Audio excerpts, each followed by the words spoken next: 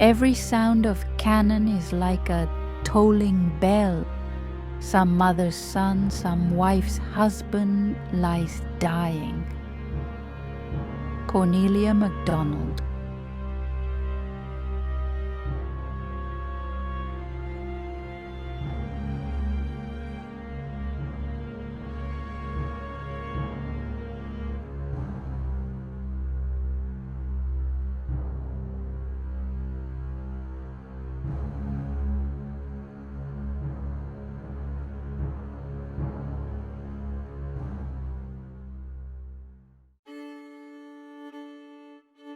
Private Elijah Hunt Rhodes, 2nd Rhode Island Infantry, May 4th, 1864.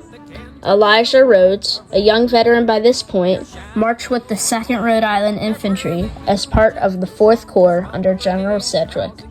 He noted in his diary that spirits were high that morning as men crossed the Rapidan River at Germanna Ford. Grant was now in command, and the soldiers believed this campaign might end the war.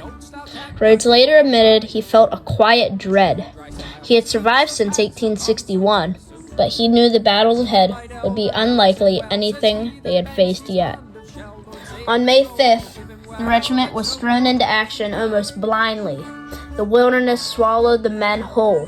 Thick underbrush snagged uniforms. Smoke choked the air, and visibility dropped to just a few yards. Rhodes remembered the first volley. The enemy seemed to appear out of nowhere. Muskets cracked like firecrackers in the undergrowth, and men fell around him. The lines were a tangled mess. Commands were drawn out by chaos.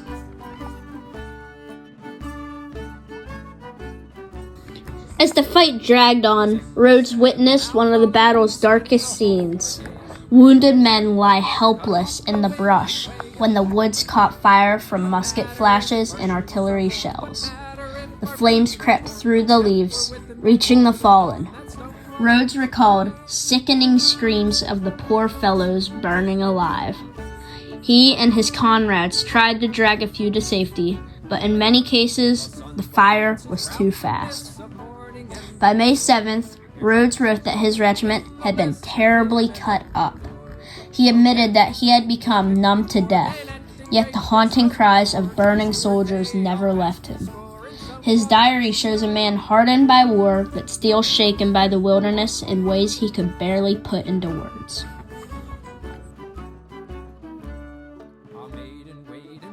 Private John Worsham, 21st Virginia Infantry, May 4th, 1864. John Worsham and the 21st Virginia were part of Ewell's Corps. They marched through the night, preparing to intercept Grant's columns as they pushed south of the Rapidan. Worsham later wrote that the wilderness was a devil's ground for battle. Thick, broken, and disoriented, he and his comrades believed this terrain might give the outnumbered Confederates an advantage. On May 5th, Worsham's regiment pressed forward in the undergrowth. The musketry was unlike anything he'd seen before. He described how the flashes lit up the thickets like lightning in a storm, and men often fired without even seeing the enemy. At times, units stumbled into each other, unsure if they were friend or foe, until the shooting began.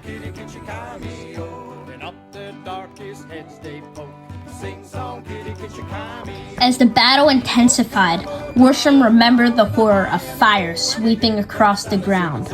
Fallen men screamed as flames reached them. He and others tried to help, but the smoke and bullets made it nearly impossible. Worsham later wrote, "We could hear the shrieks of the poor fellows that were burning, but we could not help them." By May 6th, Worsham's regiment was exhausted, but still locked in the fight.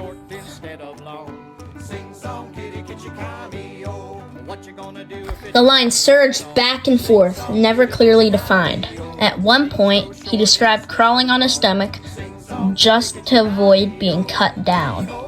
For Worsham, the wilderness was less of a battle and more of a nightmare. Fire, smoke, and confusion consuming all sense of order.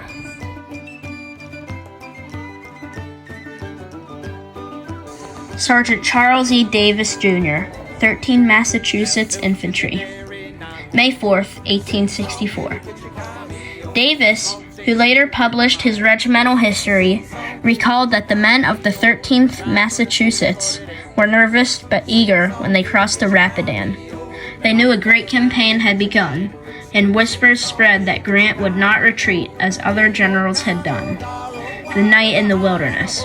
Davis noted that oppressive silence of the dark woods, broken only by the sound of axes and distant crack of picket fires. On May 5th, his regiment entered the fray. The underbrush swallowed all sense of direction. Davis remembered how regiments stumbled into each other and exchanged fire before realizing they were on the same side. Once, his men fired at figures just ahead, only to discover they were fellow Union troops. He described it as a battlefield where you could see no enemy, only smoke and the flash of muskets. By May 6th, the battle reached its peak. Davis watched as the line surged forward in desperate attacks, only to be driven back. Men lie tangled in the thickets, wounded and crying for water. When the fire spread, the cries turned to shrieks. Davis admitted that the worst part was hearing his comrades screaming for help, while knowing it was impossible to reach them without being cut down. After the fighting ceased on May 7th, Davis counted the cost. He later wrote of the Wilderness that it was the most desperate and disorganized fighting we had ever witnessed. To him, the battle was less about tactics and more about sheer survival. Lieutenant Colonel James S. Gilmore, 5th Alabama Infantry. James Gilmore was a veteran Confederate officer from the 5th Alabama Infantry, part of Rhodes' division in the Army of Northern Virginia. By 1864, he had fought through nearly every major campaign from the Shenandoah Valley to Gettysburg, and he was well known among his men as a steady and dependable leader. When General Grant's army pressed into the tangled forest of the Wilderness in May 1864, Gilmore and his regiment were called forward to help blunt the Union advance. The fighting there was unlike anything most soldiers had ever seen. The woods were so dense that men often fired at shadows, unable to see more than a few yards ahead. Smoke from rifles and cannon hung low among the trees, and soon wildfires sparked, consuming underbrush and even the wounded who could not crawl away. On May 6th, during one of the most violent Confederate counterattacks against Hancock's Union corps, Gilmore was at front, urging his men forward. In the chaos of musket fire and shouting, he was struck down and killed instantly. With the fighting surging back and forth and fire sweeping through the undergrowth, his body was never recovered. Like thousands of others in the Wilderness, Gilmore vanished into the smoke and flame of battle, leaving no marked grave. His name lived on only in the regimental rolls and the memories of the few survivors who remembered how he fell. The Battle of the Wilderness ended without a clear winner, but its impact was decisive. The Union lost about 17,500 men, the Confederates around 11,000. What mattered most was that, unlike earlier generals, Grant didn't retreat. He pushed forward, facing Lee into a grinding war of attrition that the South could not sustain. The battle showed the Confederacy that the Union would keep coming until the war was won.